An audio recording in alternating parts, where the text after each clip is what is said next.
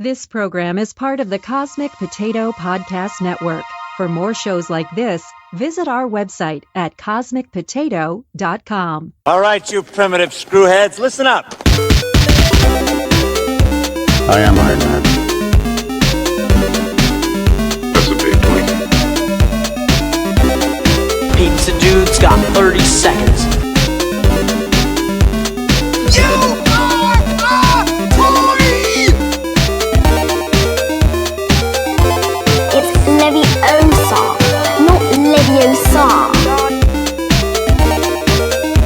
Why so serious? You see these flying? We're fighting an army of robots. And I have a bow and arrow. None of this makes sense. And welcome to World War G, episode 237. I'm Troy. I'm AJ.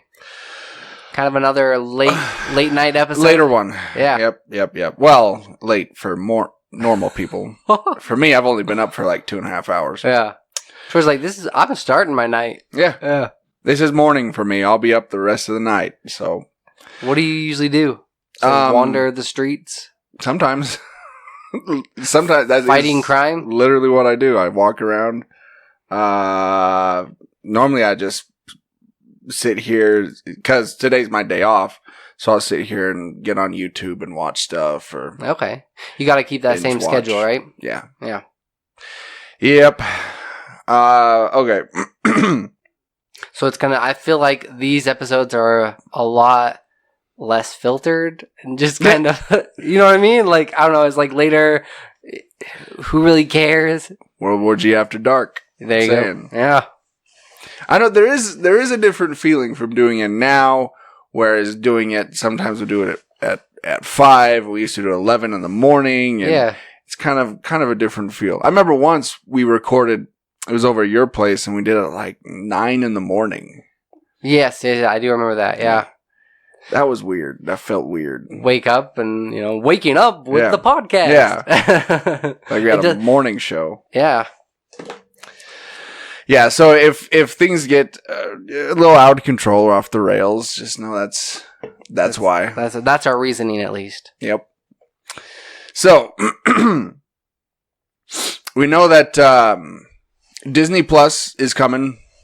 Disney's big streaming service. Well, apparently Disney is sparing no expense when it comes to the shows on this service. So if you think that maybe these shows are going to be less quality because it's something you're going to be able to stream or something like that, no. Disney is planning on spending as high, or some of the budgets are as high as $150 million. Wow.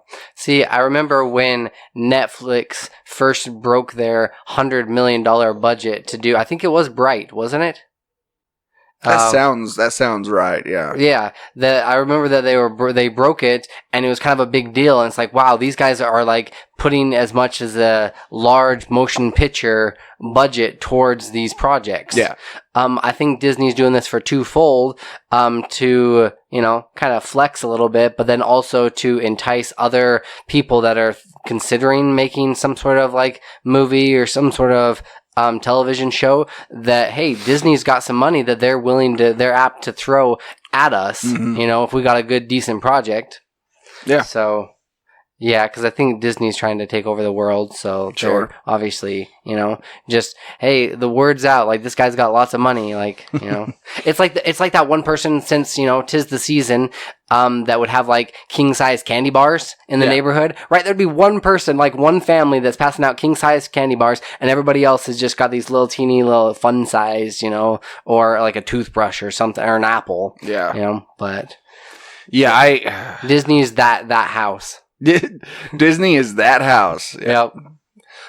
Well, they are the House of Mouse, so It's only fitting. the House of Mouse be spending.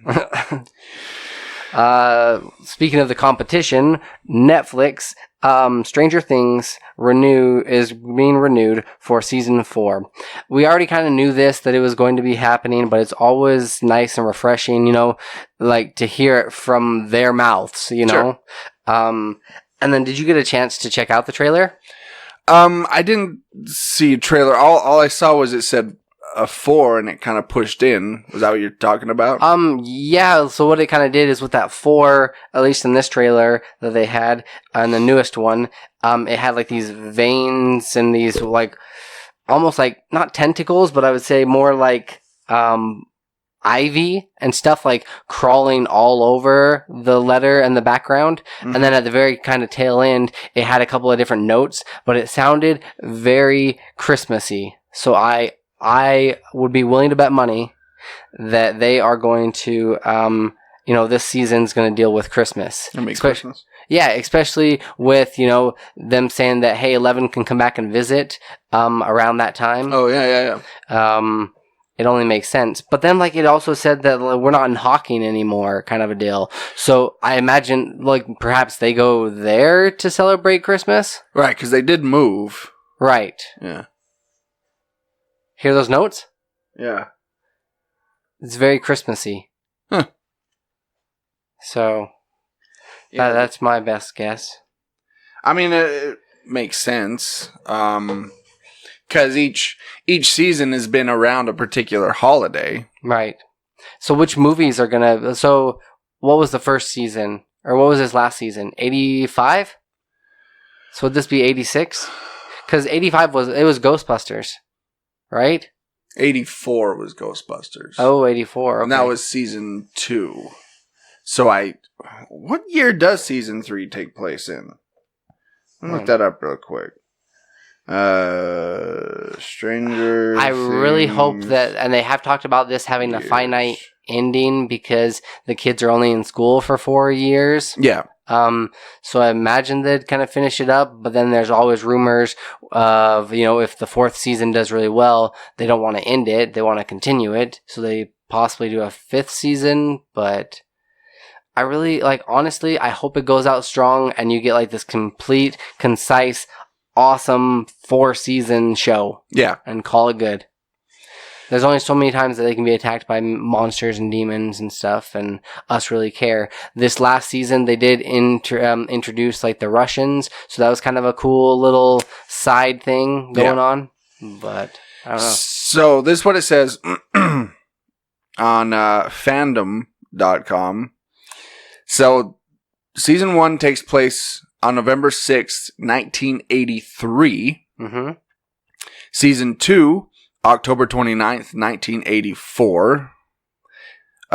Season 3, basically it's just 1985. So that would make sense. Then season 4 would be 1986. Okay. If they're going in chronological order. Right. So what big Christmas movie came out in 86? When did Gremlins come out? That was a Christmas movie. Yeah. We've talked about that in episodes past. 1984. Say what? 1984. Ooh. I mean, not that they can't draw influences from that. I feel like they did with, what's the kid with the lisp? What's his name?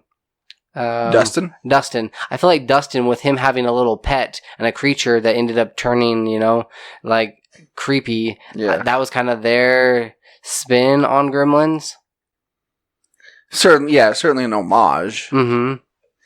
I was kind of trying to look up 1986 Christmas movies. See if we can't kind of see a way that they might go down here. Life is wonderful.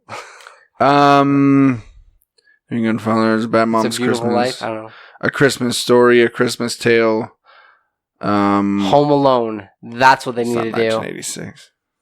Home Alone. The Russians come to invade, so then they booby trap the whole entire house. Yeah,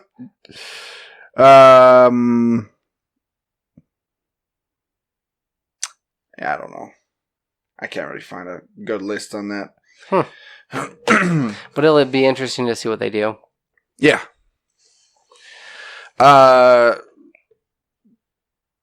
So, we know that comic books are weird sometimes. And the whole concept of superheroes are weird when you kind of think about it and kind of break it down. One of the weirder ones is the character of Cyclops from the X-Men.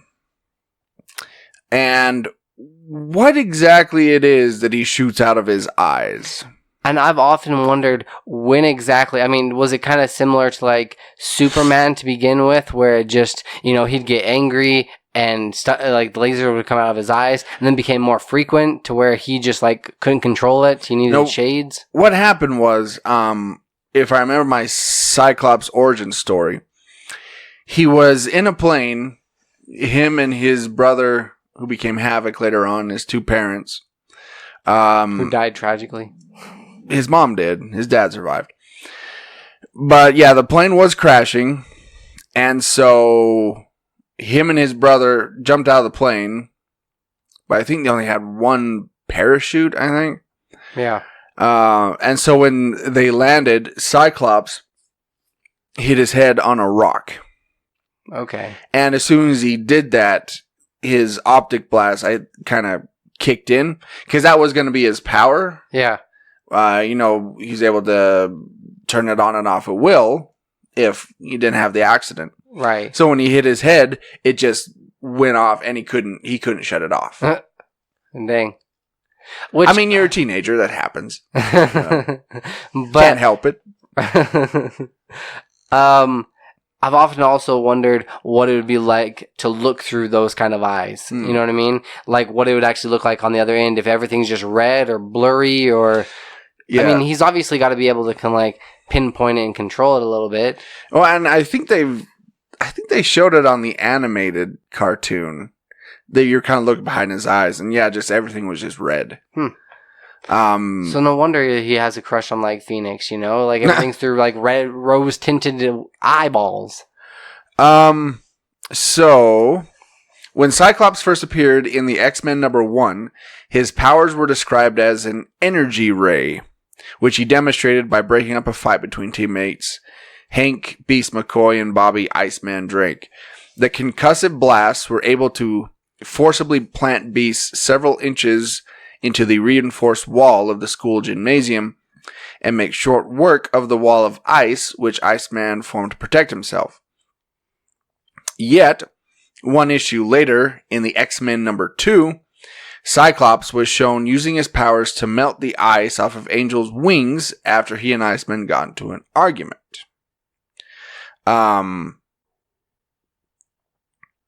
Let's see. So basically, what they settled on was it is a force. It's like this concussive force that comes out of his eyes. It's on like a wall. Yeah, it's not hot. It's not like a laser. Mm-hmm. It's just this concentrated field of this red energy that comes. It's like if you were hit by it, it's like being hit by a truck, basically. Right. Yeah. I think that's pretty similar to what Superman shoots out of his eyes, or is his more laser? Superman is heat vision. Okay, because he's able to melt things. Yeah. Yeah, for the most part, whenever Cyclops has used his, it like knocks people back, right. Or it like busts things down. It doesn't really like melt it. Right. And they said that in the first X-Men movie. When Wolverine was talking to Jean Grey, she said, if Cyclops were to unleash his full power, he could punch a hole through a mountain. Yeah. So it is powerful, but it's not. It's got limitations. Yeah, and people can withstand like that. Yeah. I mean, if you have super strength, it's not going to affect you much. It might push you back, but it's not going to do much. Okay. Yeah. That kind of makes him a little less menacing. But then at the same time, okay, because now I think of it more like Green Lantern, the way that he has his abilities, right? It's just that green force. Yeah. It's not really like heated up or anything. No. But the difference between that is, I mean, Green Lantern, I know, can make it into shape and stuff. Yeah. I mean, if Green Lantern made a gun, it could be a gun that could fire bullets. Yeah. Yeah. But yeah, you're right. It's kind of almost on that same level. Yeah, made it kind of the same stuff. It's just like this force that's this hard, not hard, but just kind of this energy that you can that's tangible. I don't know. It's weird. Comics are weird. Yeah. Bottom line. I almost feel like Cyclops should make one where, like, or have like a setting that he changes it to, where it's just like this big, huge wall that just like pushes everybody back. You know what I mean? Just kind of like he almost like shouts, and then this huge wall that like of anybody that's in front of him, it just like pushes out and pushes everybody back. Yeah. Just to kind of give him a little bit of space, and then they like, all right, let's do this again. Because I know that the visor that he wore for a long time could control how much or how little of the force comes out. Right. Because basically the visor, it's like a little window, and it could basically. That's why he always saw him with his hand on his ear when he was shooting, because he was basically opening that little window, right, and the force was coming out. That's got to be a strong window. And it's ruby quartz. For some reason, ruby quartz, it subdues that energy that's always on, by the way. He can't shut it off. It's always on. Oh, jeez. That's why he always has to wear sunglasses, but not just because he thinks he's cool.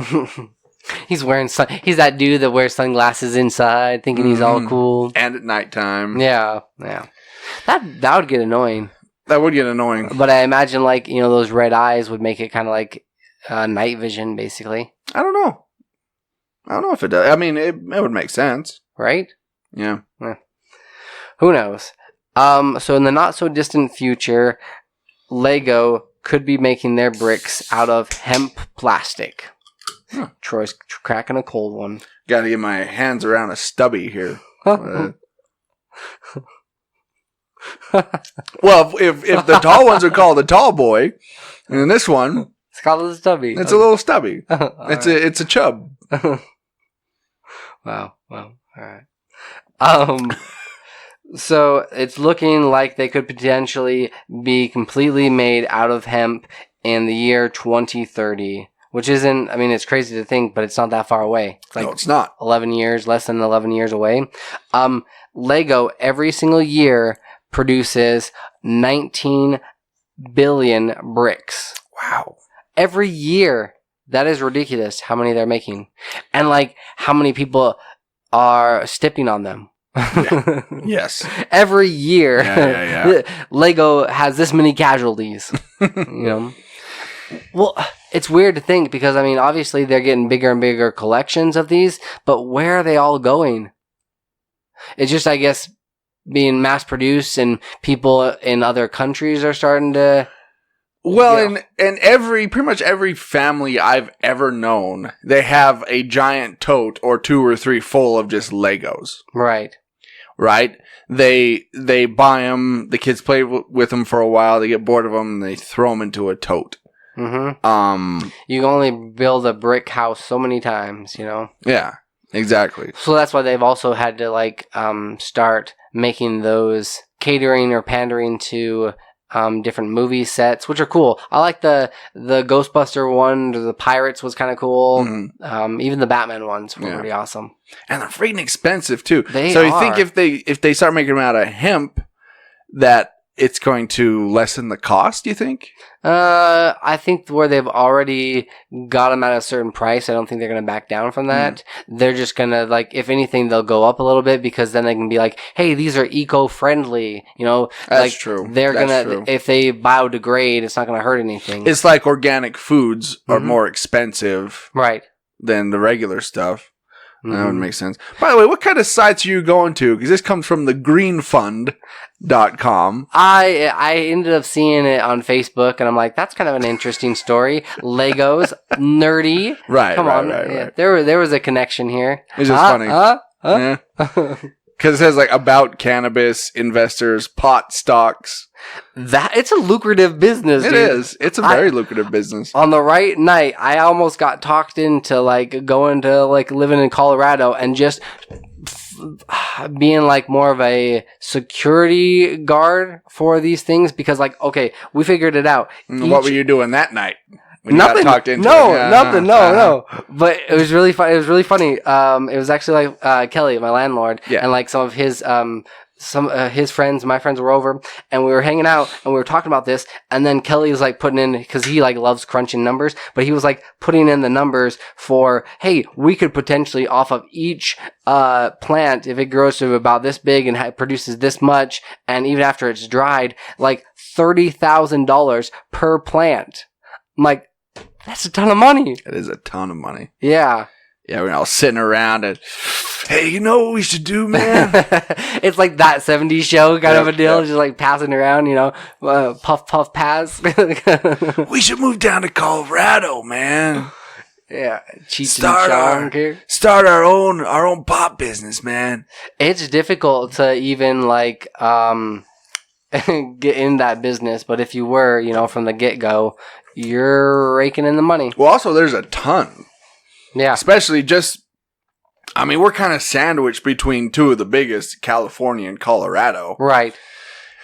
And so if you're going to open one, I imagine it would be tough to kind of get going. To kind of compete with these other ones. You'd almost have to like, collaborate and just like work for them.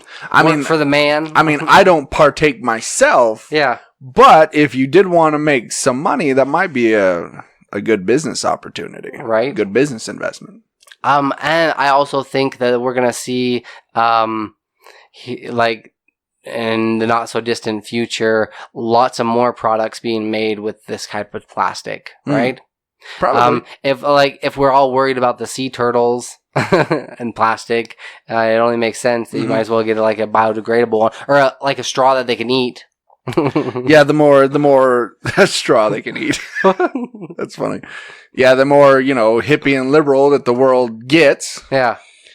Yeah, we're going to see that more and more. I see it at work all the time. I see all kinds of just more and more organic food. Everything's becoming organic. Mm-hmm. It's like, well, wasn't it organic before? What the heck happened? That's what I was thinking. Okay, I was stocking the cereal aisle the other day, which is one of the best aisles because it smells so good. Yeah. Because they have the coffee and the creamers on that aisle too. Okay. Oh, I love that aisle. Yeah. But I was stocking it and I was doing the tea because it was right next to the coffee. I'm like, and it said organic tea. I'm like, how much more organic can tea get? It's already herbs and yeah. It's just a little bag full of crap that you put in hot water. Mm-hmm. Like that's how I describe tea. Okay. A bag full of crap that you put in hot water. Yeah. It makes the hot water taste like the stuff in the bag. That's pretty accurate description. Yeah. Yeah. But how can it get more organic? Tea? You just throw organic on there and I guess they could have been the price. I guess they could have been calling it organic from the get-go, but now that organic's cool, then they just add that word on there because they're like, hey, we fit within the parameters. Like, why aren't we doing this? Also, unicorns. Everything is unicorns now. Cereal, ice cream, candy. Oh, yeah. They have unicorn pudding now. What? Yeah.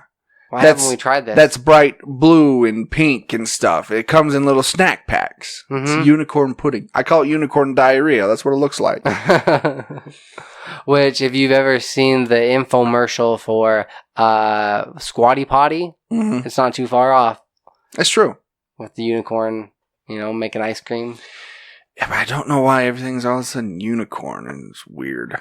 It is very random. Like, people get on these random tangents, and, like, what wasn't cool before is all of a sudden, oh, that's the coolest thing ever, and...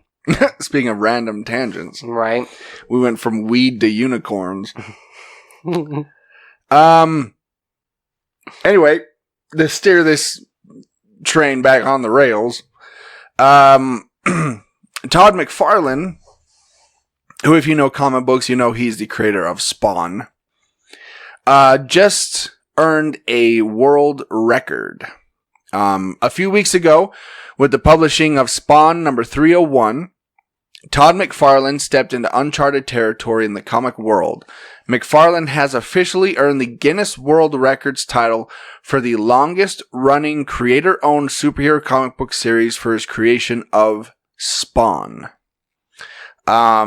He said about it, he said, any record that is based on longevity is made on the backs of dozens of people.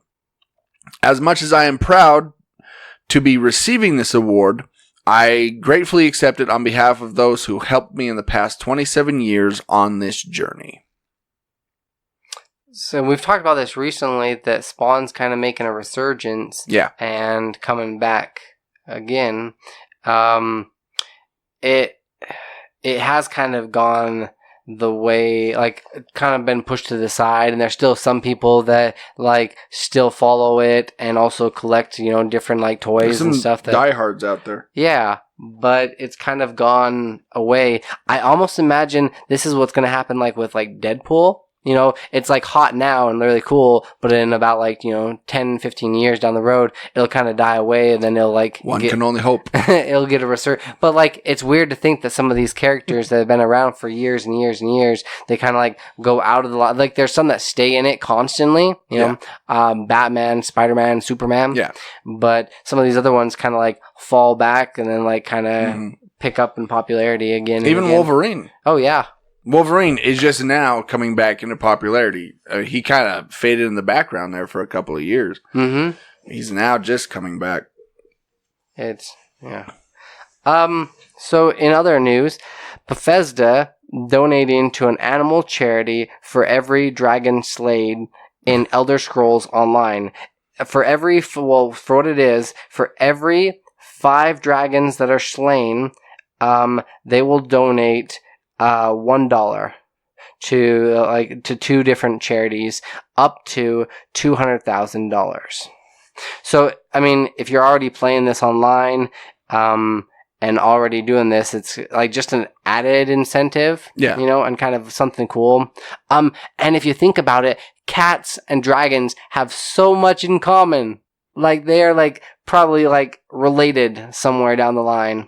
Probably. There's some common ancestor down there somewhere. If dragons were to exist, but right.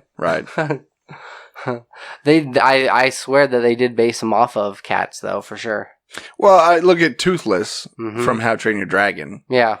Like the first time I saw that, and we had, my ex-wife and I had our little black cat Sulu. Yeah. And we were watching this on the screen, and I turned to him that's Sulu. He is acting just like Sulu. And certain mannerism. Yeah. And on the second and third one, it came out that the creators based Toothless on movements of cats and blah blah blah. You're go figure. Yeah, okay. Obviously. Yeah. Well, I mean, even with the Sphinx and some of these other mythological creatures, they've kind of, people back during that time in ancient Egypt worship cats, or thought respected them at least. And yeah, it only kind of makes sense that they would go hand in hand. We domesticated dogs thousands of years before we domesticated cats. Really? Mm-hmm. Yeah, we domesticated dogs. I think it was 15,000 years ago. Okay. And cats we only domesticated 10,000 years ago. And horses before that, right? I don't know. I would imagine so. I didn't even think about horses. I was kind of doing a deep dive on pets for some reason. Mm-hmm. And I was kind of looking up... when they were actually domesticated? Yeah. When we actually, yeah. Let's see, how long have horses been domesticated? And I was looking up, what animals will become domesticated in the future. What animals kind of going that way. Yeah. Foxes, for example. Oh, yeah. Foxes are becoming more and more domesticated. Bobcats. I can imagine, seeing down the, tigers and stuff, and cheetahs. That was one on the list. Really? Was tigers. Okay. Which surprised me. Yeah. I thought that was odd, but... Well, you've already seen it with, those... what are those? Siskel and... What were the celebrity guys? Oh, yeah. Bert and Ernie. Yeah. No. Magic Bert and Ernie. No, Siegfried and Roy. Yes. Yeah. They kind of had, Yeah, that didn't turn out well for them. No. For old Roy. So, horses have actually only been domesticated for about 5,500 years. Only? Only. Okay. And when were dogs?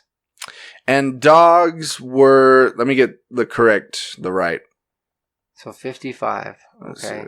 How long? Dogs been domesticated. Oh, actually, I was a little off.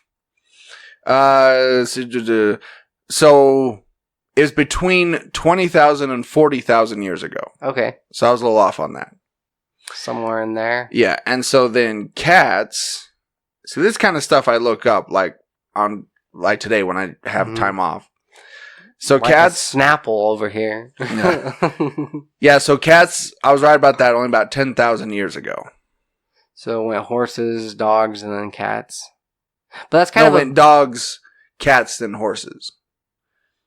Because dogs domesticated 40,000 years ago, cats 10,000, horses 5,000 years ago. 5,000? I thought you said 55. 5,500. 5,500 years ago. I gotcha. Oh, wow.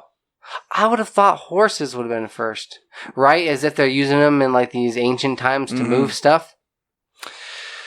Yeah. I think maybe they were used as like work animals. But as far as like pets and stuff, I don't think that was the case. Like, I don't think we were riding horses that much. Mm-hmm. They were used more as like beasts of burdens, like oxen or cows or something. It's these animals that we have like a large quantity of, right? That it's a little bit easier to domesticate because they've got so many of them. And yeah. Also, an interesting thing I learned about cats is every single cat on Earth, every single one, at least domesticated house cats, can be traced back to 5 ancient female cats. Really? Mm-hmm. Okay. Every single cat on Earth can be traced back to those 5 cats.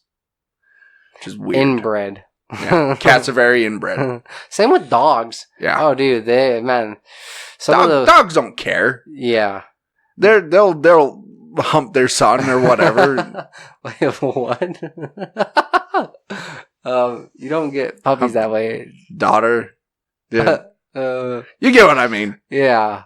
No, but like even so, people are taking them to create, I want this type of dog to breed with this dog to create this kind of a dog. And there's incest in there and they're making them like stupid. Yeah. Well, there was a funny meme I saw where it showed like this pack of wolves and said, "Hey, it said like something like 10,000 years ago or whatever." So this pack of wolves and they were saying, "Hey, let's go over to these humans and kind of live with them. How bad could it be?" And then it said 10,000 years later, and you see his little teacup poodle. Yeah, it's like, we made a mistake. Yeah, yeah, because those were the original dogs, were wolves. Right? I mean, there wasn't any other breed of dog. They were wolves. And then humans came along and screwed everything up. Yeah. And like, let's keep breeding them with all these other different things. It's like Jurassic Park on a smaller scale. Yeah. Like a more tame scale. Yeah. Canine Park. That's what it is. Dog Park. Dog Park. They're gonna there's gonna be a movie where they try to take dogs back to their original size and their original don't tamper with them. And, yeah. Dogs and humans were never meant to coexist. Like, oh wait. No. That's not true.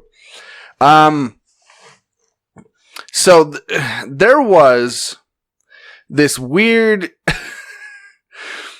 it happened recently. There was this post-apocalyptic festival, world's largest, that happened in the desert of California recently.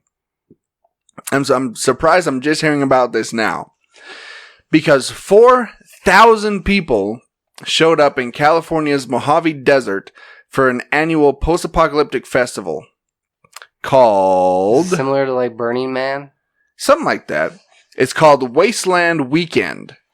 The festival, which was inspired by the Mad Max film series, celebrated its 10th anniversary this year, and revelers flocked to the desert in their masses. We're talking about the newest one, right? I think it's all of them. I think it's all of the Mad Max films. That's celebrated more than 10 years.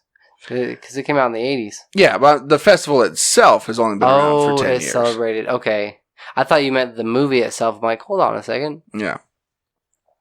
No, so if you see these pictures, like everybody's cosplay and Getting wasted in this wasteland. Yeah, I mean, everybody's all in like straps and leather straps. And, bondage looking stuff. Yeah, and animal skulls and Huh. ladies walking around in a thong for some reason. Oh, that makes perfect sense. You know, like they did in Mad Max. Yeah, obviously. Remember that time Mel Gibson was in a leather thong walking around? I feel like there's all these different like random parties that you don't really like hear about that kind of fly under the radar. I mean, only 4,000 people, you know, it's obviously not that big, but yeah, I mean, they went all out. I mean, they decked out their vehicles, put, you know, like guns and stuff on them. People had tricked out motorcycles. Yeah, I mean, it's a big thing. Yeah. That probably would be interesting to go to. It looks like it would smell bad, though. Road trip. Well, after a weekend, yeah, there's probably not any like showers or very good like they've got like one porta potty for all of them. Yeah. Or just you're in the desert, just go and dig a hole. Yeah. The world is my urinal. The world is my urinal. Exactly. That should be the motto of Mad Max, right? Speaking of weird things and weird people, Wizards reveals that Magic cards, they're going to have a special My Little Pony crossover promo. This comes out October 22nd, so not too far from now. They have 3 collector cards that you can get that you can actually use in your regular deck when you're playing against people for $50 for 3 cards. Or they also have what are basically like these placemats that you can get 3 different collectible placemats for $100, like for the 3. My Little Pony. People will pay for them. Yeah, 100% people will pay for them. All right. Yeah. Well, let's see. Got your Princess Twilight Sparkle. She's a legendary creature. Her ability is flying. Let's see, other alicorns, horses, Pegasus, ponies, and unicorns you control get a +1. If you control Applejack, Fluttershy, Pinkie Pie, Rainbow Dash, and Rarity, every pony wins the game. So if you have them all out, then you just basically win. You just win. Yeah. I don't know. I've never played Magic. That's one thing of a geekdom nerd culture that I've never dived into is those card Think games. of a little bit more grown up Pokemon or Yu-Gi-Oh! Where you're basically, I mean, you've got to obviously get out, like, you know, like in Pokemon where you had to get out your different like water or fire or whatever, right, in order to be able to do these spells. You have to, what they call in Magic, it's land. So you have to have so many land to do certain abilities because, like, some of these troops that you're summoning require that much land to actually, like, you know, fight on. Yeah. Interesting. Similar. They've got, it's crazy. And the reason I never really like, I mean, I got into it a little bit with like my brother and like his friends. It was kind of fun to create a deck. And then I just got like hand-me-down cards most of the time. But they have so many different obscure rules, and if you don't keep up with it with the newest expansion, then you get lost in it, and it feels like they're always coming out with like these overpowered cards, these really OP cards. Yeah. That there's like, oh, well, if I have this, then I have this, and then I deal this much damage, and you die. You're like, oh, what the heck? I didn't know about that one. Well, they released it like 2 years ago. Yeah. I wonder how people are going to feel that play that regularly and take it really seriously. I wonder how they're going to feel knowing that. I think they actually My hit Little Pony. Their key demographic. Like, honestly. You think there's a Venn diagram there of people who play Magic and bronies? Yeah. Really? Absolutely. I wouldn't think there'd be much crossover, but with the bronies that are out there? Yeah. Yeah, I think bronies, like, I would say probably easily half of them play Magic. Really? If I were to guess, like, I would take a shot at. It's like, okay, what percentage of people that like LARP would you think play Magic? 100%. Pretty close. Right? That's what I would say. Okay, so like I give them the benefit of the doubt and said like at least 50% of the bronies are also playing Magic. Okay. But I watched a documentary on it because I was really bored, but I was just like, all right, I got to at least understand this so I can, understand it. And like, Know your enemy. in there, okay. Art of War. It's kind of a cute little thing where they've got like good, it's basically like an animated Full House. Yeah. Where they have like a cute little story and a moral at the end of it. Yeah. I mean, I'm familiar with it. Mm-hmm. And I'm familiar enough to know that the My Little Pony that's out now is a lot different than the one original. Right. Like, it's a lot more grown up, adult. Yeah, and it knows what it is, so it's kind of like it doesn't take itself too seriously. So right. I get that. Mm-hmm. But at the same time, like, I was like listening and talking to this one person that was like a full on brony, and I kind of like asked them, I'm like, so what's kind of the appeal or the allure to this, or what, And they were saying, well, it teaches you these wholesome, like, really good values, and these. I'm like, which you should have learned when you're like 5. Yeah. Like, I don't know, but which it's weird for me to cause I'm huge. I'm a nerd, like, through and through. Sure. And when people say like, oh, you like this, or you like video games, or you like comic books, I'm like, well, yeah, obviously. So like, I don't like ragging on other people's fandoms, but this is one that I've never like really fully embraced or understood. Yeah. Me neither. Yeah. I mean, to each his own. Yeah, exactly. Yeah. But, I mean, it's just not something I'm a little standoffish from that. Yeah, both My Little Pony and Magic the Gathering, both of those I've just kind of stayed away from. Okay. And Dungeons and Dragons. It'd be interesting to see which other ones. Like, it's not until it's actually brought up a lot of the time. Oh, Dungeons and Dragons I played, like, a lot of. Yeah. I created so many different characters. It was a lot of fun. But that was like my way to like bond with my brother, my older brother, and all of his friends because they all played it. So I wanted to be more grown up and play with them, obviously. So, but yeah, it'd be interesting. Like a lot of these fandoms, I don't really realize, oh, hey, that's like, I wouldn't dive down that like path, or delve down into that stuff.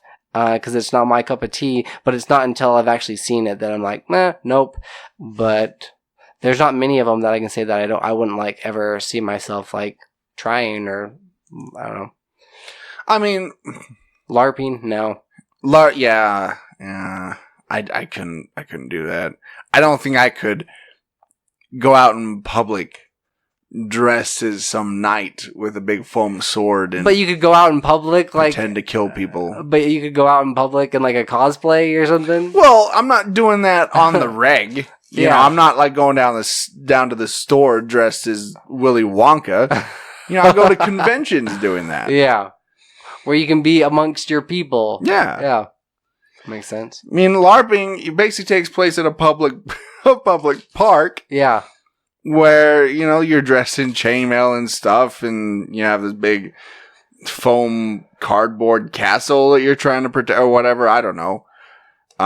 Everything I know from LARPing I've seen in movies. Yeah. Which there's that one are heavily movie making fun of it. There's one movie in particular you need to see. You absolutely need to watch, and I think it's on Netflix. It's got Peter Dinklage in it. The Knights that... What the heck is it called? I know what movie you're talking about. Badassdom or something like that? Yes, and I think it was shot here in Utah. Really? I think. It is hilarious. It is awesome. Yeah. And you get like full on LARPing. Yeah, because doesn't Peter Dinklage play a centaur or something, and he has like a wagon or something that's supposed to be his back half or something attached to him, or one of the characters does. Yeah, no, it's great. It's worth a watch for sure. Okay. So, are you all ready for the Murphisance? Was this a rhetorical question, or are you asking the audience? I'm getting you ready because it's happening. Oh yeah. So we had the McConaissance, right, with Matthew McConaughey. Yeah. Now we're getting the Murphisance, which is Eddie Murphy. Okay. Because Eddie Murphy has kind of been out of the limelight for a while. Right. He's kind of stepped aside, but he's currently making Coming to America 2. He's going to host SNL in December.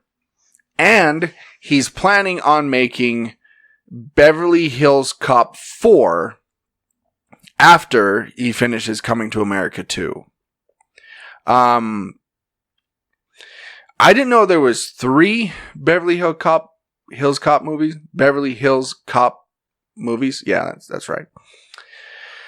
So it's been quite a while since we had any updates on Beverly Hills Cop 4, over 3 years to be exact. Now, the legendary actor-comedian Eddie Murphy has revealed to Collider that the project will be his next project once he finishes a sequel to Coming to America.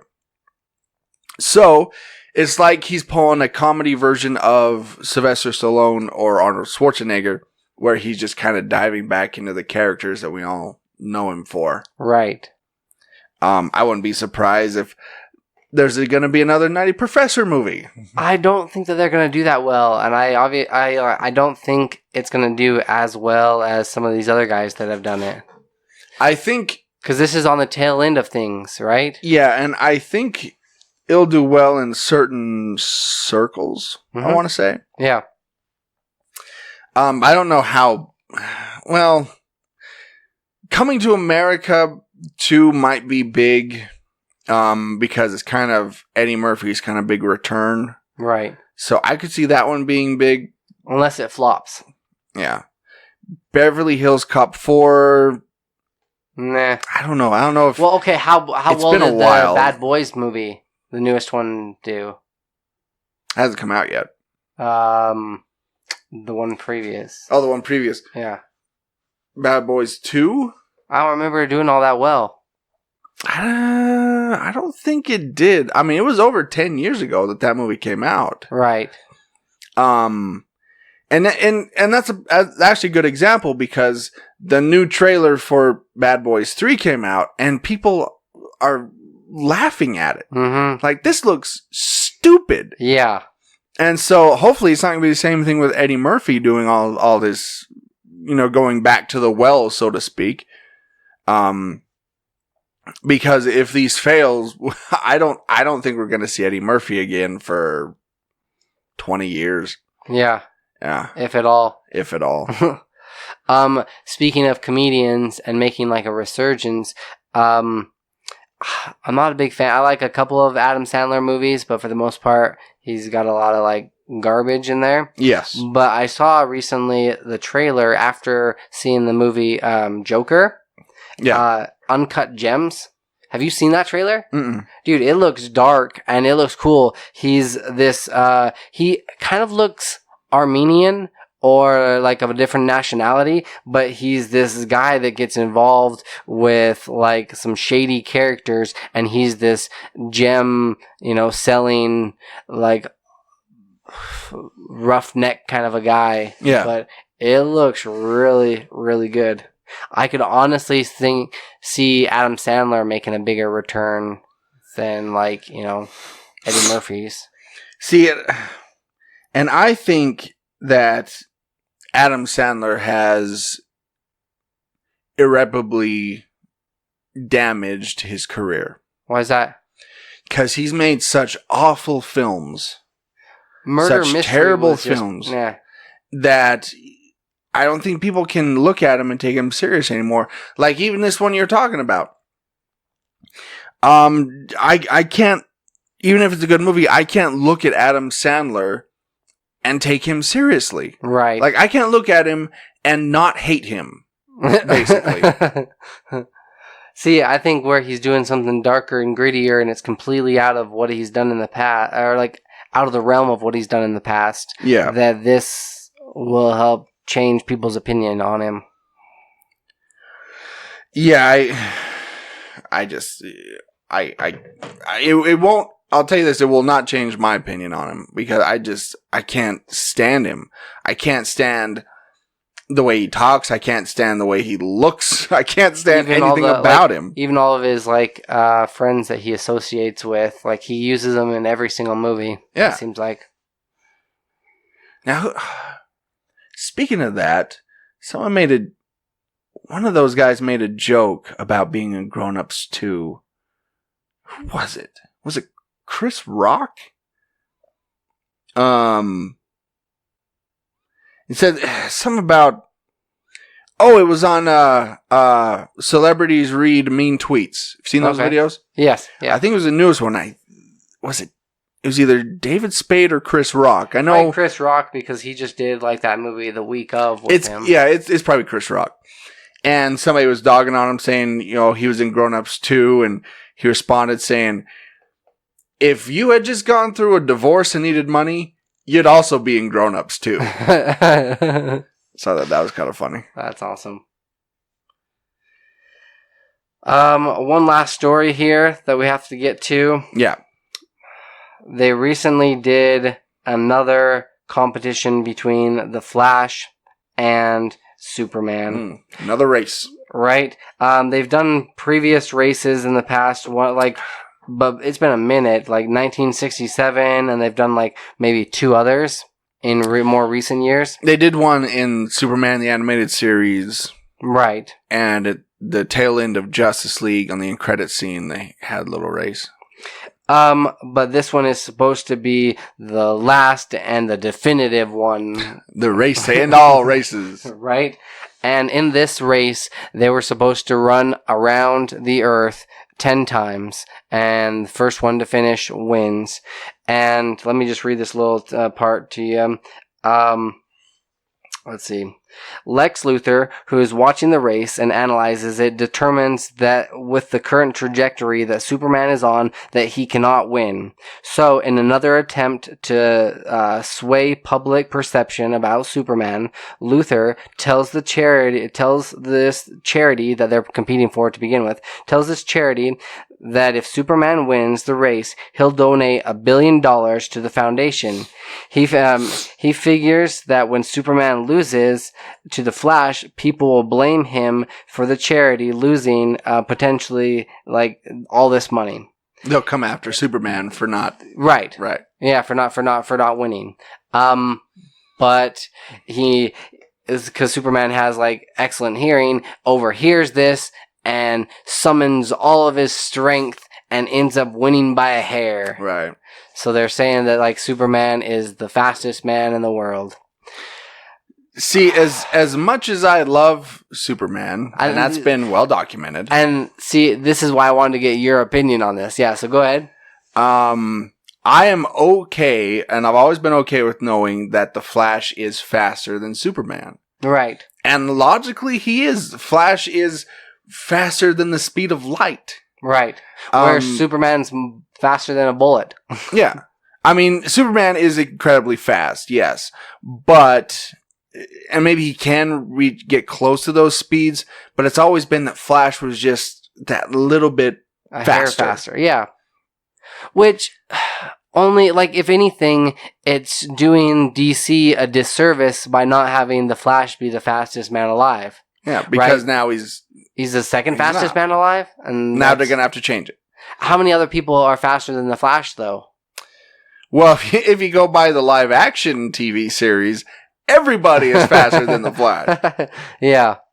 But I mean, in the comics, there have been a couple, but most of the time, it's people that have been overly enhanced, right? Like it's they've been able to best him, but it's more because he wasn't really expecting it. You know, it caught him off guard that they're like keeping up with him. Right.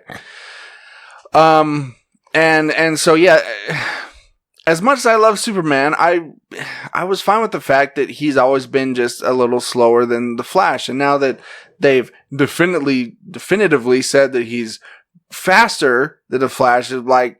Even me, I'm like, it's a little much. Yeah. You know, he can't be perfect at everything. Well, because it seems to me like all of these people on the Justice League, they all have their own niche, and they all have their own thing that they're like really good at. And the Flash, when you think of him, you think of like super speed. Yeah. Right? And like Superman is basically the well-rounded one of the group where he's got a little bit of everything. Or he can do like just about a little bit of everything.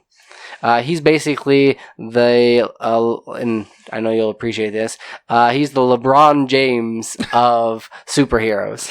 Yeah. Right? Yeah. Offense, playing defense, play any like position He's on the the field. GOAT. Yeah. Yeah. Yeah.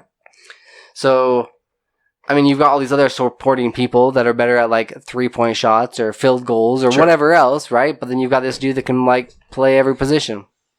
But yeah, it's just making like Superman seem a little bit more overpowered. And it almost, do you feel like this is going to detract from the fan base? Because they're just going to be like, all right, you know, like they need to calm down.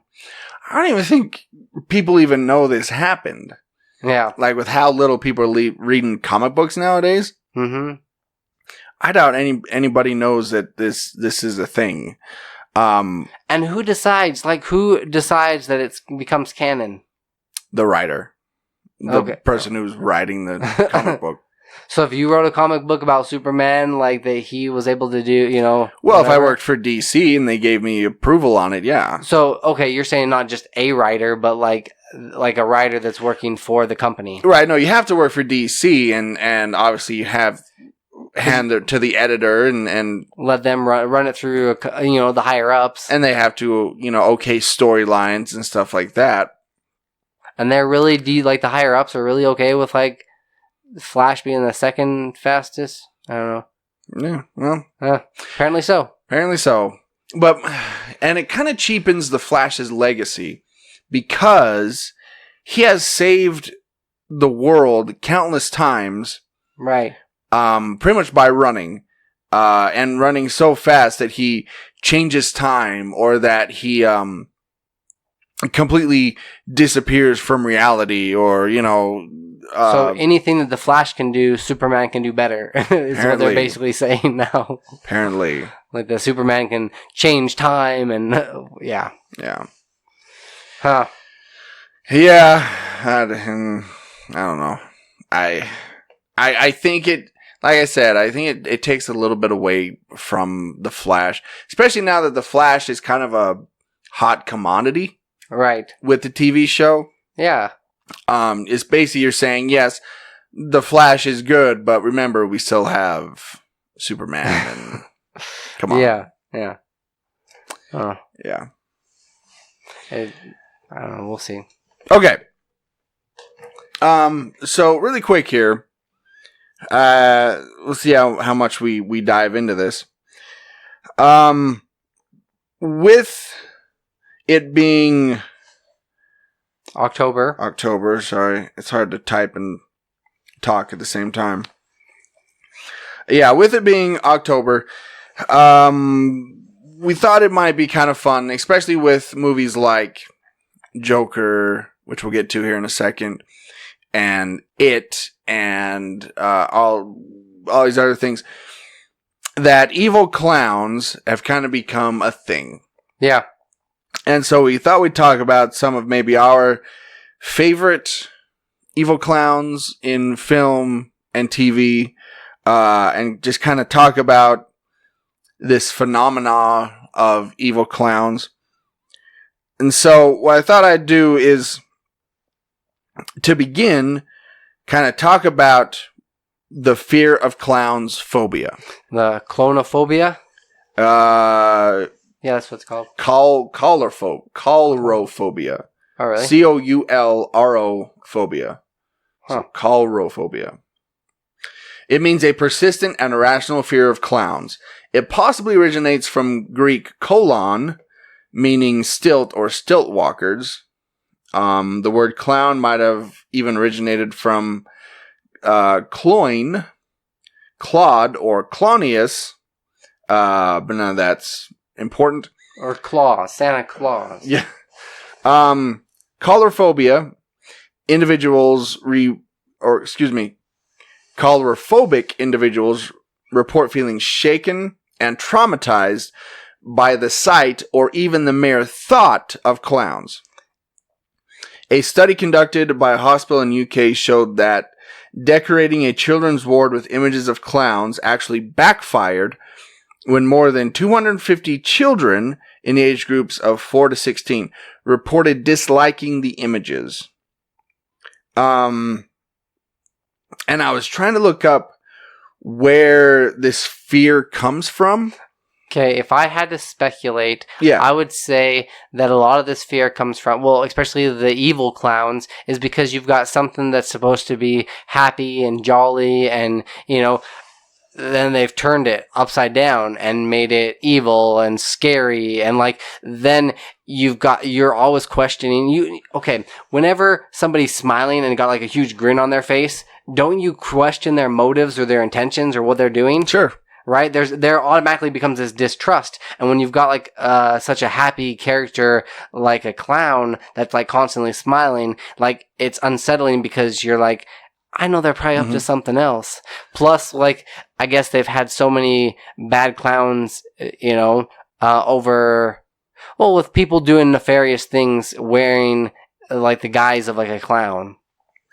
Yeah, I mean, you're definitely on the right track. Yeah. You're pretty close because psychologists believe that the fear of clowns could be deeply rooted in childhood, mainly because children below the age of 4 are highly reactive to familiar body type and unfamiliar faces.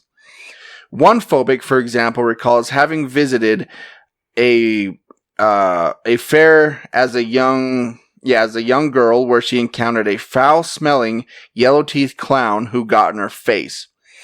So, you're pretty much on the right track.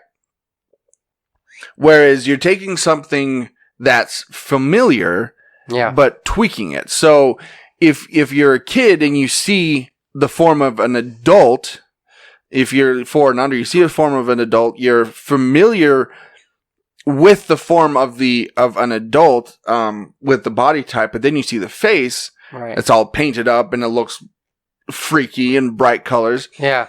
And so right there, that fear kind of starts to grow. Right. And that's kind of what one of the things that psychologists think might attribute to that. Well, you also take something like happy, wholesome as like, you know, Santa Claus or the Easter Bunny, and you were to make it evil as well. I'm sure there'd be like lots of people that would down the road, you know, not much care for them. Yeah. There's some other theories of why people might be. Well, so what are some of afraid. your favorite like clowns through the ages? Just normal clowns or evil clowns? All of the above? All clowns. Yeah. Well, obviously you got, obviously the Joker's a prime example. Mm-hmm. Which also people think that the media has a lot to do with the fear of clowns. A lot of it stemming from the Joker first appearing in Batman back in the 40s. And that kind of kicked off more and more evil clowns being in stories. The Joker, not necessarily evil clowns, but I always like Krusty the Clown. Okay. Binky the Clown from Garfield. Yeah. Always made me laugh. Did you ever watch the movie Killer Clowns from Outer Space? I never did. Okay. I know of it. Yeah. They kill people with pies to the face or seltzer water, and then they also like put people in basically cocoons because they're aliens. Yeah. Under the, you know, guise of clowns, and they wrap them in this cocoon that's made of cotton candy. Mm-hmm. Like, it's hilarious, but it's like unsettling at the same time because you're never sure exactly what they're gonna do. Yeah. I didn't like the original Pennywise. This Pennywise has been a little bit better. I've liked this adaptation of it. I also saw a movie I recently watched. It came out just a couple of years ago. It's called Clown. And it's on Netflix as well. Mm-hmm. Basically, this father, he wants to have a clown at his child's at his child's birthday party. And then he comes across this clown suit and he decides to like dress up in it for him. He puts on the nose. He can't take the nose off. And like his face starts turning like white and he starts going insane and it gets dark pretty quickly. Really? It would have been a lot better had they not, had some of the cast didn't do the best of jobs with it. Yeah. It was good up until a point. and then it just kind of got campy and cheesy a little bit. But that was pretty gnarly because you'd see him, go into the bathroom and he's like trying to rip this red nose off of his face, and it's peeling off skin. And jeez, yeah, it's he only gets like darker and darker and more twisted as he takes on this this clown form. Yeah, I agree with you with the Pennywise thing. Like looking at the current Pennywise as opposed to Tim Curry's version. Yeah. Tim Curry basically just looks like a normal clown. Right.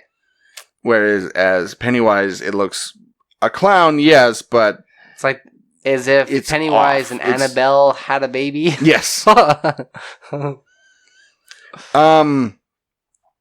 trying to think of some other evil clowns. Pretty much, if you need in film or television, if you need somebody who's scary, if you need somebody who is menacing, you kind of make an evil clown character. Right. What's that? I think it was a racing game that had a Sweet Tooth. Oh, Twisted Metal. Twisted Metal. Yeah, for the that's what. PlayStation. Yep. That's what it was. That's what it was. I know American Horror Story. Recent season had a clown. I think his name was Twisty the Clown. Okay. Poltergeist. There's been a clown. There was a clown in that one that was pretty creepy. I'm trying to think of some others off the top of my head. Has there been any really you said Krusty and a few other funny clowns? Has there been some good clowns? Well, that's the thing. If you look back in the 50s, clowns were all over the place. Right. They were going to birthday parties and that sort of thing, and there was Bozo the Clown, and what was the fire the one for preventing fire? Oh, you remember who I'm talking about? There was this clown that would come around to the schools and teach you about fire safety. There's two of them. Boots and Bunker. Yes. Yeah. Boots and Bunker. When this is more of a Utah thing, but yeah. When I was delivering papers, I was driving around, and I ended up being in this area in, I think it was North Ogden, really well-to-do area, and I saw this big fire truck looking vehicle. I'm like, what the heck is that? I went closer, and it said Boots and Bunker on the side. They're still alive? That's the house of either Boots and or Bunker lives there. Yeah. Yeah. Other clowns that I do like are rodeo clowns. Mm-hmm. They do a good job of, protecting these riders. Mm-hmm. But it's kind of funny that we use clowns to get chased by bulls or horses and stuff. Yeah. Primarily bulls. But yeah, and it's interesting when you see kind of this paradigm shift of clowns. It's only been more recent. It has. Yeah. It's been very much from the 70s onward where this concept of the evil clown kind of came into prominence. Like I was saying, to the 50s and 60s, clowns were what they're meant to be. They were jesters. They were funny. They were entertainers. Yeah. And then you get to the 70s, and all of a sudden you have a guy like John Wayne Gacy, famous serial killer, who is also a clown. He dressed up as clowns and went to parties. And there's pictures of him dressed as his clown persona. And so I think people kind of took that and they kind of started to run with this whole concept of evil clowns. And then you get things like It, Killer Clown from Outer Space, Well, that's just the thing, is the things that are the most scary to people are these grounded, scary movies that could potentially actually happen, right? Some of these paranormal things or these over-the-top things aren't really that scary because we're well, that couldn't happen, But you get something like a clown and he's killing people, that's pretty grounded. Mm-hmm. Yeah. Yeah, and like you were saying, it's taking something that is supposed to be wholesome and funny and good, and then making it terrifying. Yeah.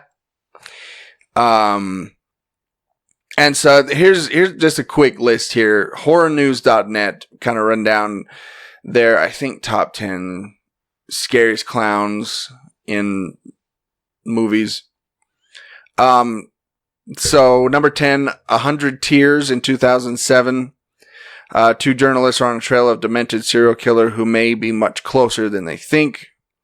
Turns out to be a clown. Number 9, Zombieland from 2009. Okay.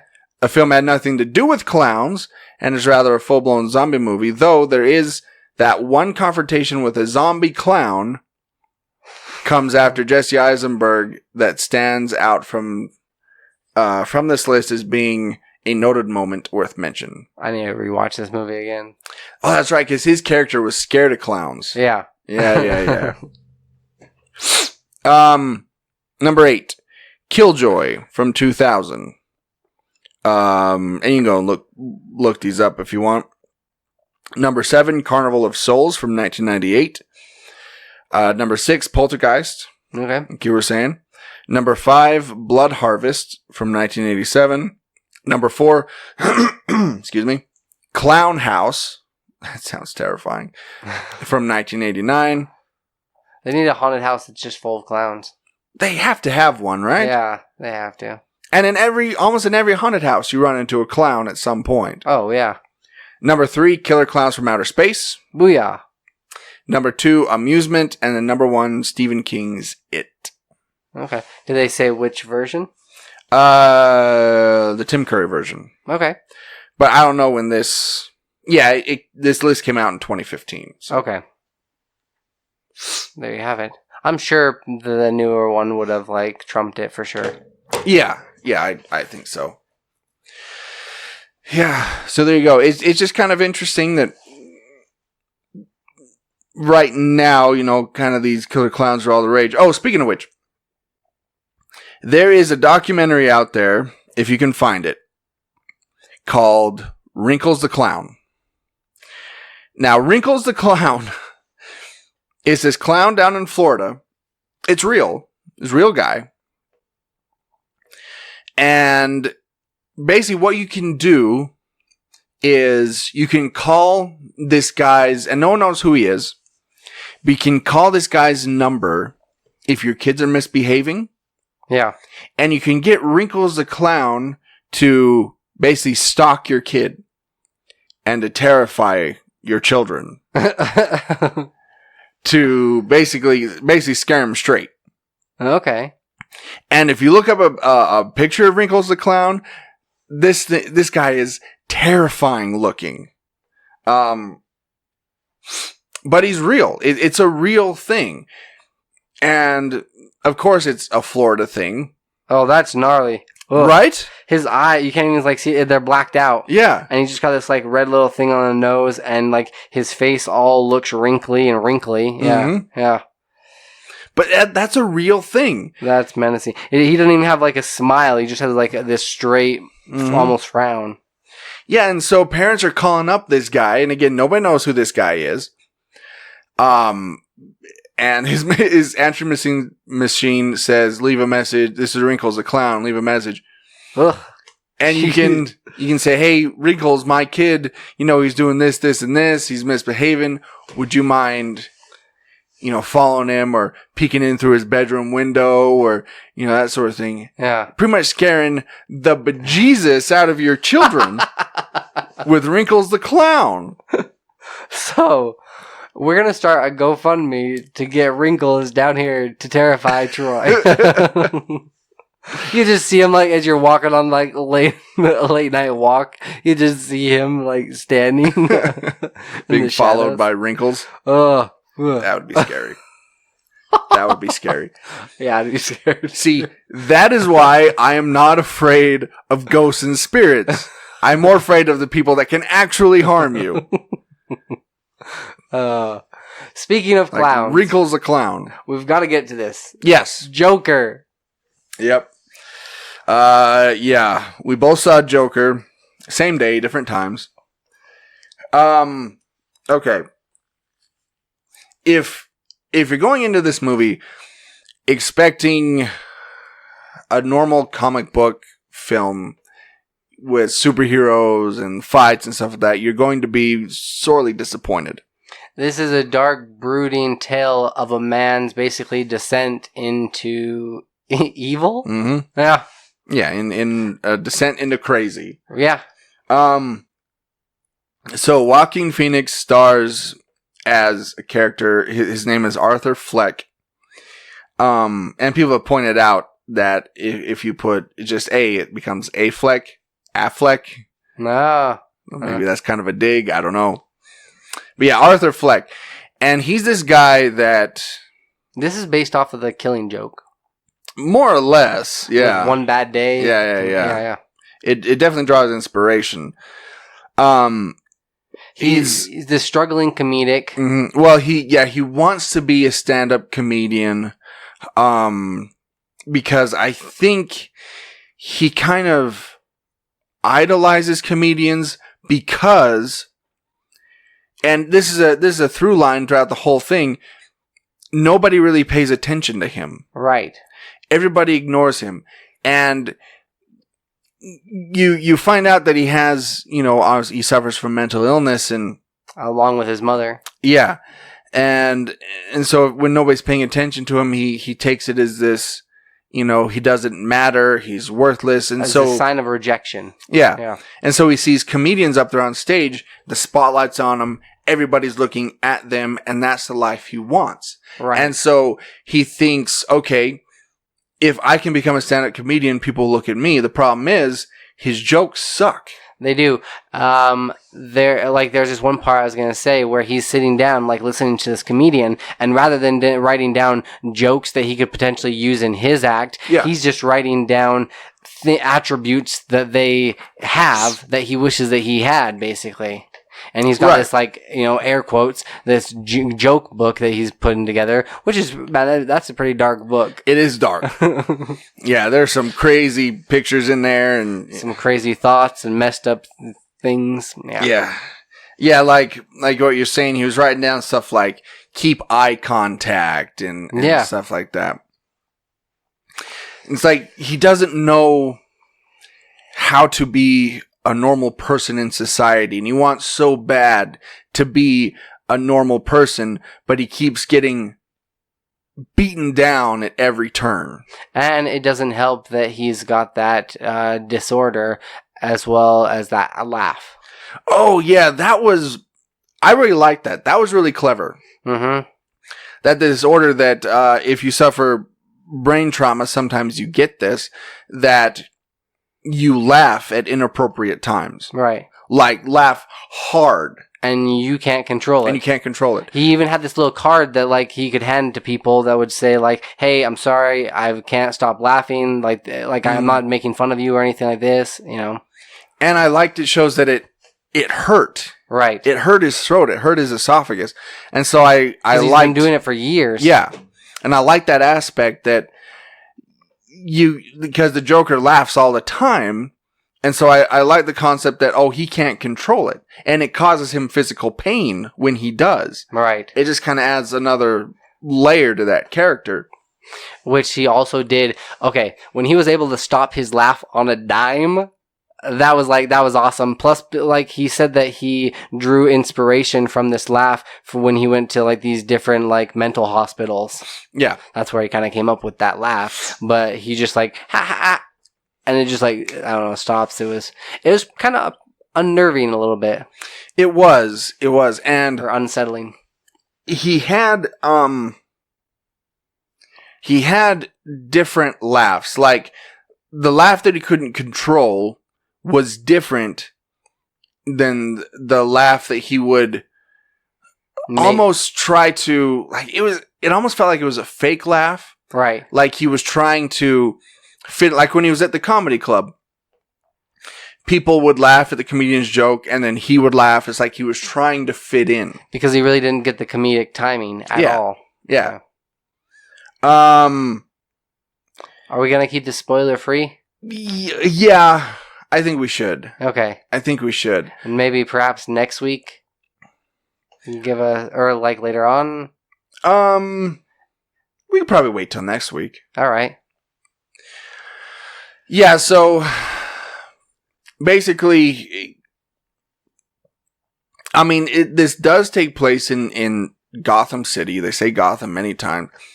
Thomas Wayne is kind of a predominant character. I didn't like the portrayal of Thomas Wayne, though. He came off as a dick. He did. Yeah, like he was like cold, calculated, and then he was a politician through and through. Yes. Yep. Yeah, Dick Wayne, that's what I should call him. Right? It was also kind of interesting because you did see, well, I guess, it's in the trailer. Bruce? Yeah. Seeing Bruce in the trailer, yeah, see him there, as like a much younger, well, okay, so Joker or, Arthur, he was how old? I got the point. He was in his 30s. Late 30s, early 40? Right, because the movie takes place in the 80s. Right. Early 80s. And his mom was talking about how she used to work for Thomas Wayne, and he said, what, that was 30 years ago? Yeah. So that would mean it was back in the 50s, so if he was born then, that would make sense that he was in his 30s. So then Bruce Wayne was like what? That kid was like what, 10, 12, if that? Well, if you go by when his parents were killed, he was 8. Okay. So, yeah. Yeah. So that means when he starts Batmaning, the Joker would be in his 60s. Which only gave, like, with, like, the turn of events in this movie, would give Batman more reason to take down the Joker. Right? Yeah. Yeah. Of course, I don't know if Batman would appear in this universe. No. I don't. I mean, maybe we'll talk about it a little later next week, but it doesn't seem like a universe that Batman will be found in. Mm-mm. No. So I hope they just keep it as a standalone movie. I hope so too. One and done. Yeah. Yeah. Okay.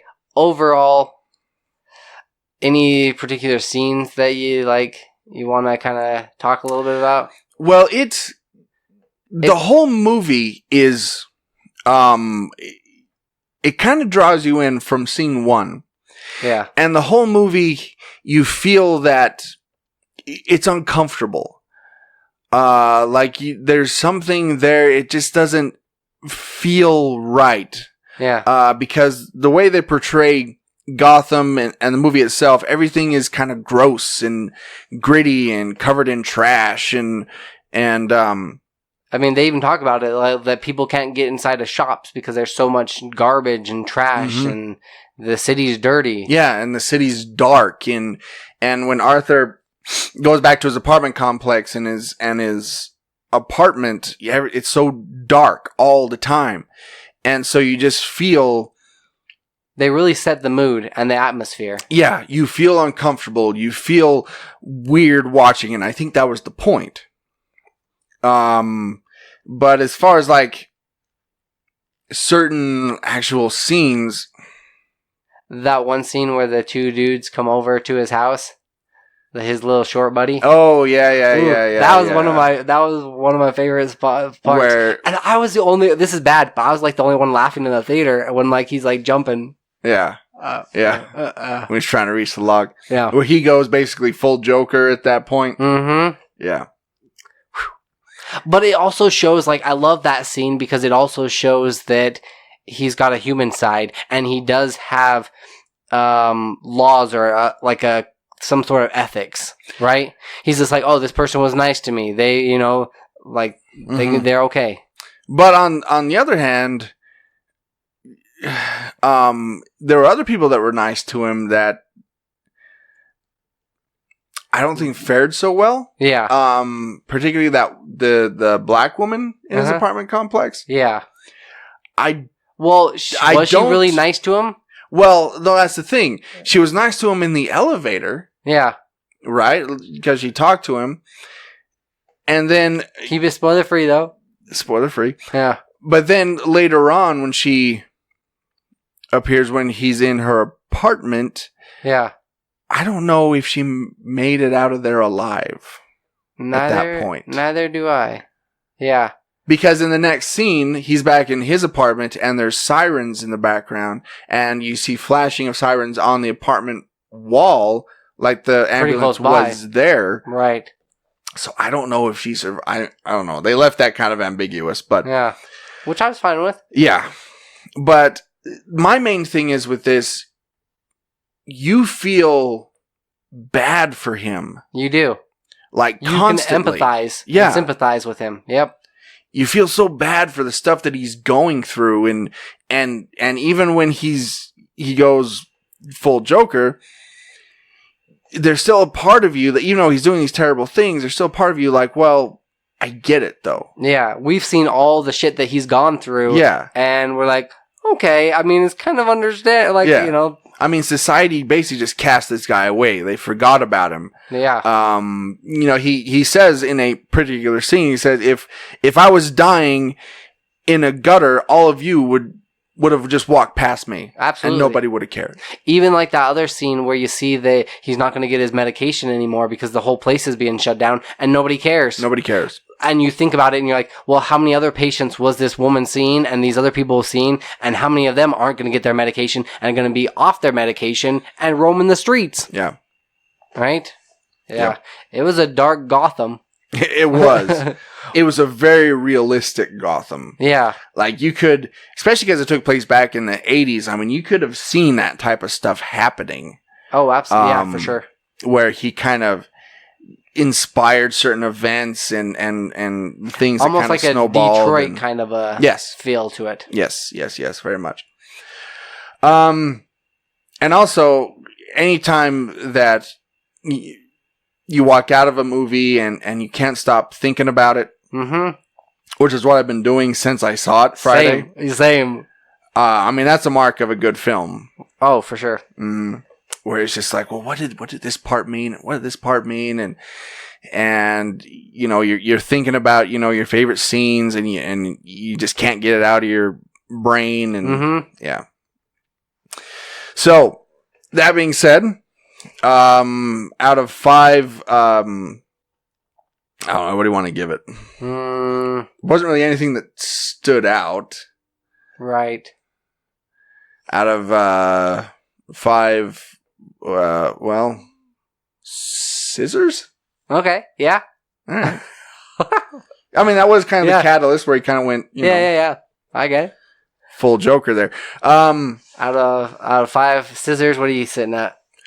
I'm probably at a 4. Yeah. Because this is a character that we all know, but it's such a gritty, realistic, new take on this character. See, I was like, why? Like, after seeing the movie, I immediately thought of the podcast, and it's just like, well, what would I give this? You know, I don't know out of what rating, but out of 5 whatevers, I'm like, why am I not at a 5? And I think it was because probably the portrayal of the Wayne family that was just like, okay, I mean, I can see that they kind of went the direction that politics are going now. You know, they were trying to like send a little bit of a message. But yeah, I'm at like a 4.5 right there. Yeah. Like, it's such a great movie. I thoroughly enjoyed it. Yeah, I really liked it too. Yeah, I think the one thing that was really holding me back from a solid 5 was just how uneasy and uncomfortable I felt the entire time I was watching it.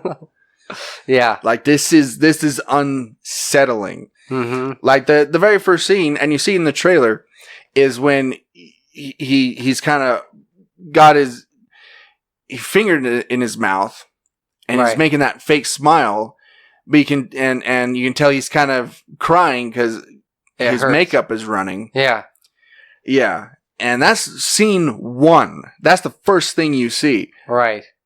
And it doesn't slow down. It doesn't stop from there. Man, no. Yeah, so go see it. I don't think that very last scene was 100% necessary. You know, after I agree. The uprising, I think I absolutely agree. Right? I think that scene was shoehorned in after. Yeah. Could kind of tie everything together. That's my thought, but agreed. Yeah, so go see it. And no, even though it's Joker, this film is not for children. No. At all. No, not at all. This is a very adult, gritty movie. Yeah, you see people get shot in the face, you see people getting stabbed. Yeah, no, it's brutal. Yeah, but it's good at the same time. brutal, Like, it's violent. tastefully done, because like even like the way that the blood landed on him, I'm like, that looks very artistic.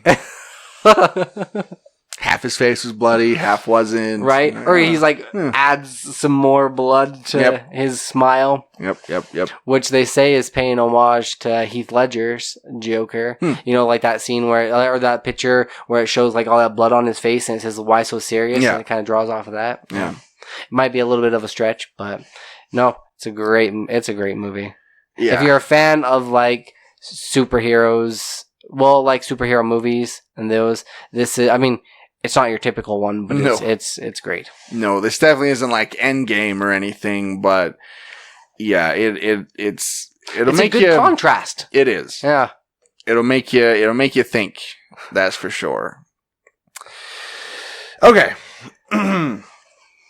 So, here's where you can find us. You can listen to all of our episodes at worldwarg.podbean.com. We're also on iTunes, Google Play, and cosmicpotato.com. Also, pretty much anywhere you can find podcasts. I'm sure we're there somewhere. On the social media, we're on facebook.com/worldwargpodcast. Twitter and Instagram, just search at WWG Podcast. You can find all of our merchandise, all of our shirts and mugs and phone cases and all that stuff at shop.spreadshirt.com/worldwarg. You can also email us anytime. Day or night. At worldwgpodcast@gmail.com. You can also call or text the show at any time at 385-240-1692. Just leave a message. So, this has been World War G episode 237. That has been AJ. That has been Troy. Stay geeky, my friends.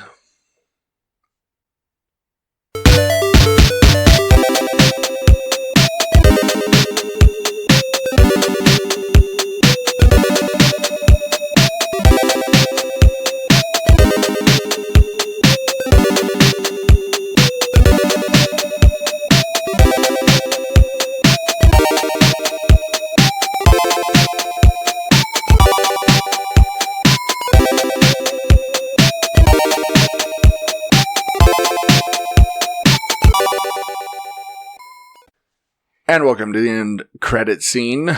We spent like the last 15 minutes talking more about the Joker. Yeah. Yeah. Go see it. Yes, go see it. So, let's get to our final 4 interviews. We pretty much saved the best for last. And we've saved these because, to me, these are the guys that define the con, this year's con. Yeah, maybe not just that, but I think the people we got along with the best. Okay, yeah. And the people that kind of understood what we were doing, they're like, oh, these guys have a podcast, you know, they're out there doing their thing. Mm-hmm. And more than happy to talk with us. Yes. It didn't feel like a forced conversation. Mm-hmm. It felt really genuine. Like where a lot of them, you can tell there's the interviewer and the interviewee, you know, but these ones, it just felt like, hey, we're just chilling, talking. And I think with pretty much all of these, I don't think we really had to go through a handler. I think we just went right up to them. Yeah. Well, Jake the Snake, we talked to his handler. But even then, he was like, yeah, sure. Yeah, he didn't care. Yeah. So, this first one is going to be Kel Mitchell. Now, if you don't know who he is, you're probably younger than us. You're probably not a 90s kid. Yeah, but he was on All That. He was on Kenan and Kel. He's going to be on this year's Dancing with the Stars and a few other projects. Yep. All That is back on Nickelodeon, and so he produces that. In the interview, you'll have to listen for this, but I believe that he kind of like says that he's in the process of getting some sort of endorsement with an orange soda chain. Orange soda, yeah. Yeah. He said it, yeah. I think, he does mention that. So, Here is our interview with Kel Mitchell. All right, you're good. All right, we are here with Kel Mitchell. How are you doing, sir? What's up, man? I'm doing good. Glad to hear it. Just kind of wondering, how many liters do you think of orange soda, like, you actually consumed? A ton, man. I don't know. It's been a lot of liters of orange soda. I've lost count at this point. But I mean, as you can see, that's how they had me drinking them. So it was a lot of it. You should have really got like a sponsorship or something, man. Like, we're working on that, man. Some type of orange soda. We're actually working on that. But I'm healthier now, so not a lot of fructose. We need something more healthier. Yeah. Orange juice, perhaps. That's different. I don't know. That's true. Yeah. That's true.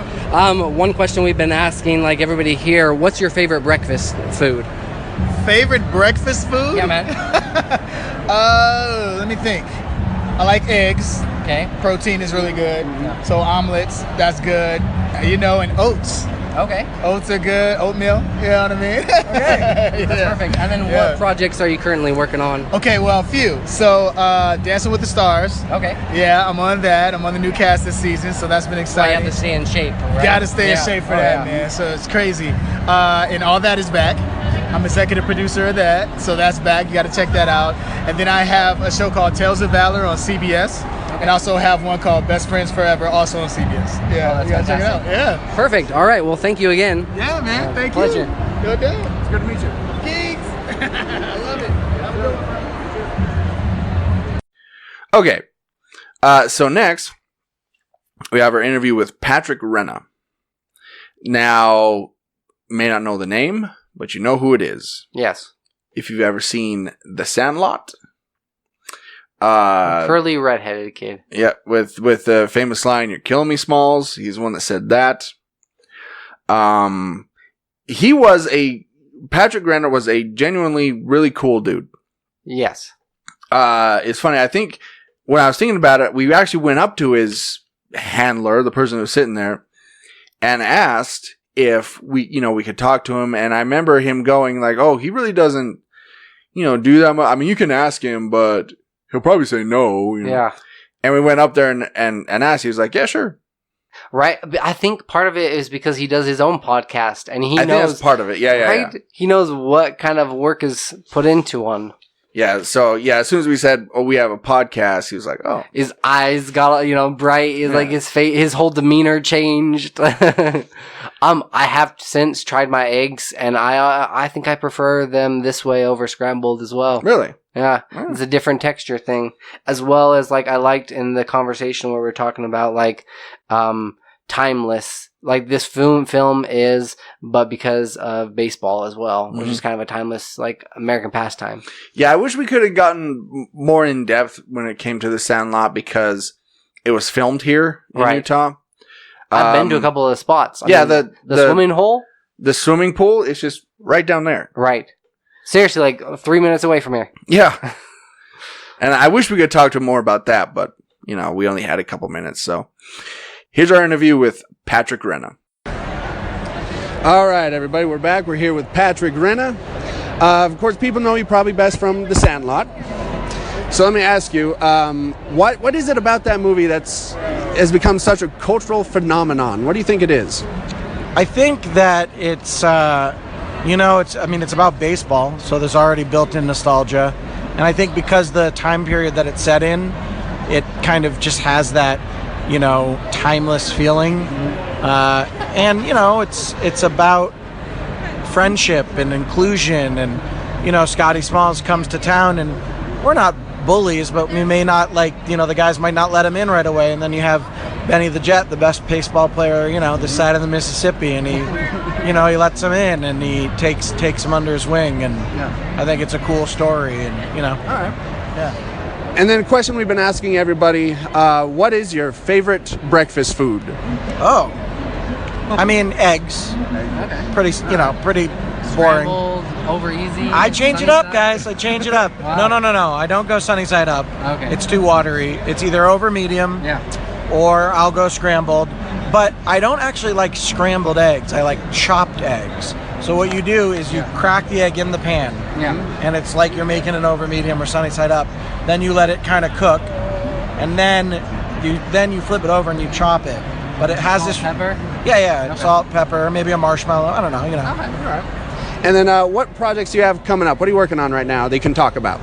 Myself, I do a podcast. It's called You're Killing Me. That's awesome. Yeah. All right. So I'm doing that, and the Sandlot, the Disney Plus streaming channel is gonna be doing a Sandlot like reboot show, like kind of Cobra Kai. Oh, okay. So probably do that. I'm developing a TV show in LA, and just staying busy. Quite busy, yeah. All right, and then the end of every one of our episodes, we always say, maybe you have a similar thing on your podcast. We have a little catchphrase. We say, "Stay geeky, my friends." I like it. Would you mind ending the interview with "Stay geeky, my friends"? Not at all. Stay geeky, my friends. Perfect. Is it friends or friend? Friends. Oh, good. I said it. Yeah. All right. So now this next interview is one that was it was just for me, really. Yeah. As an old school wrestling fan, I had to go up and talk to Jake the Snake Roberts. Stroke his ego as well as other stuff. Yeah, you'll hear that in the interview. But yeah, I mean, this was a guy that I grew up watching. I had a little toy of his. He was in some. I mean, if you're an old school wrestling fan like myself, he was in some classic matches. I mean, this guy was 80s, 90s, late WWF. Yeah, he kind of defined wrestling. He did. Well, he was one of those like iconic characters.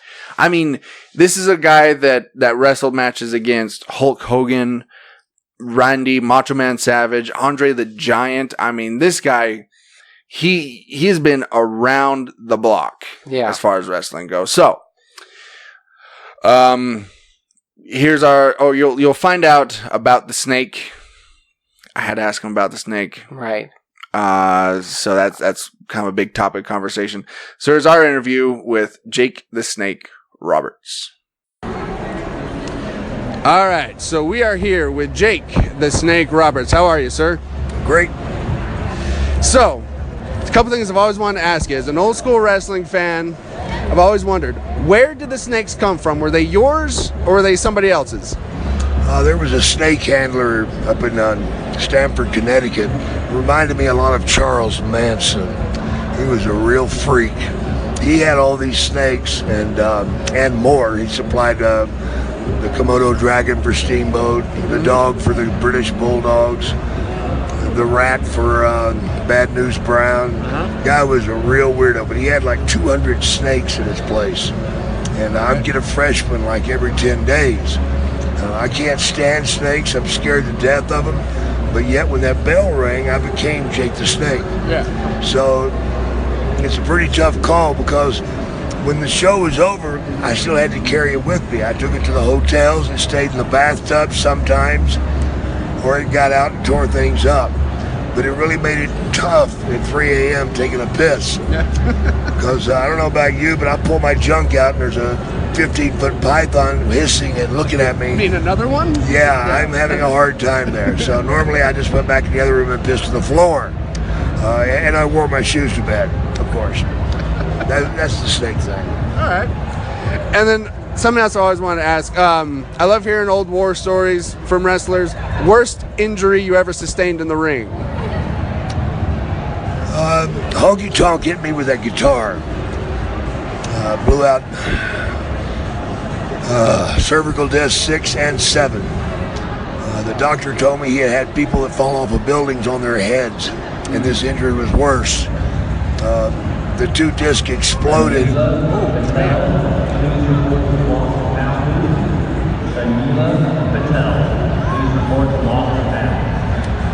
Into pieces, and the pieces were stuck to my spinal cord. I was told I'd never wrestle again, but it's a chemical world. Yeah, of course. I found my way back. All right. And then final question we've been asking everybody: favorite breakfast food? Favorite breakfast food? Yes, Chicken sir. fried steak, man. All right. Well, thank you very much for your time. Thank you, Jake. It's a pleasure to meet you. All right.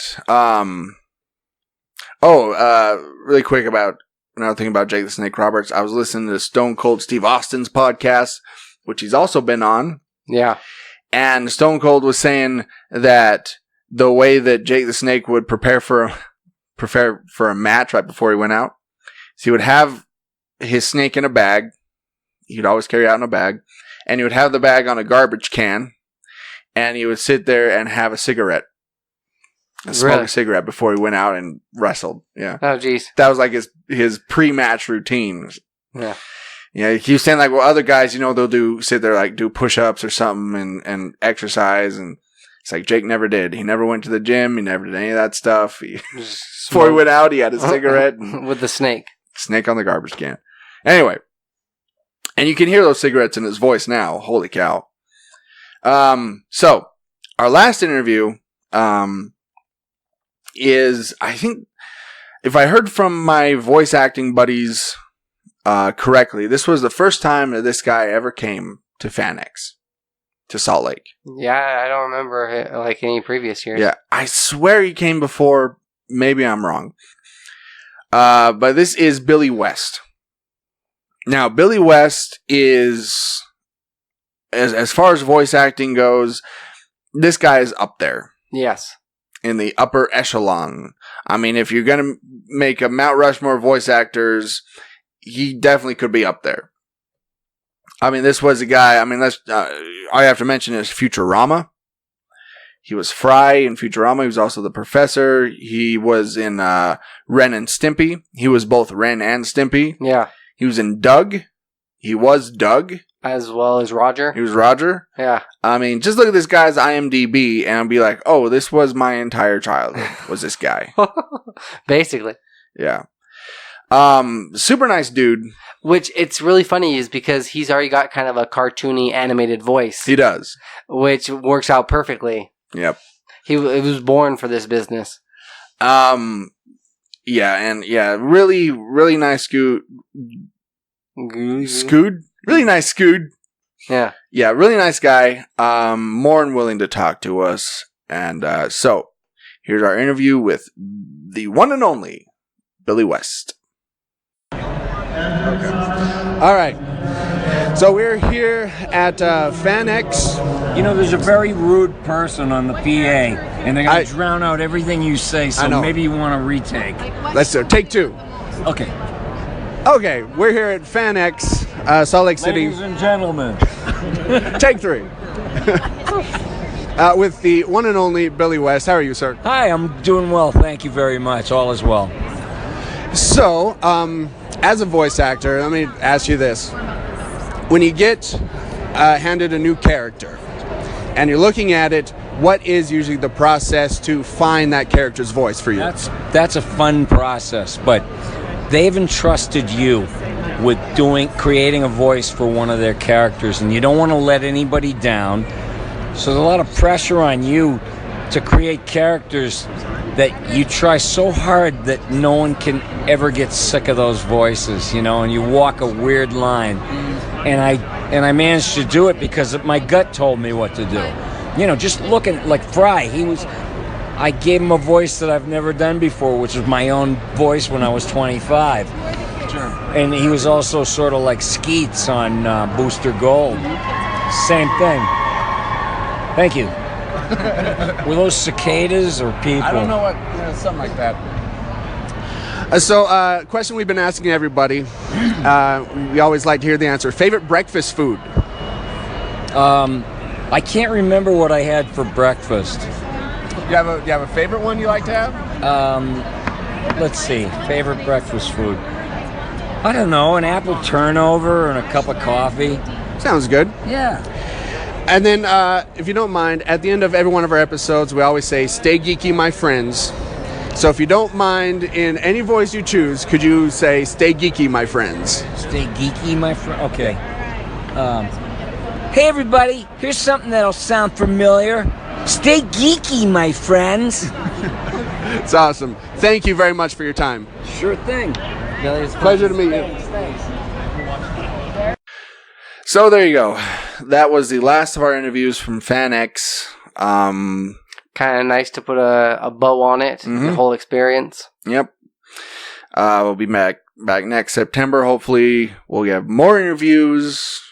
And yeah, we'll bring you the fun. How about that? Maybe I'll close this post-credit scene that way. I'll see you next week. We'll bring you the fun. It's a work in progress. It's a work in progress. Yeah. Yeah. All right. We'll see you next week.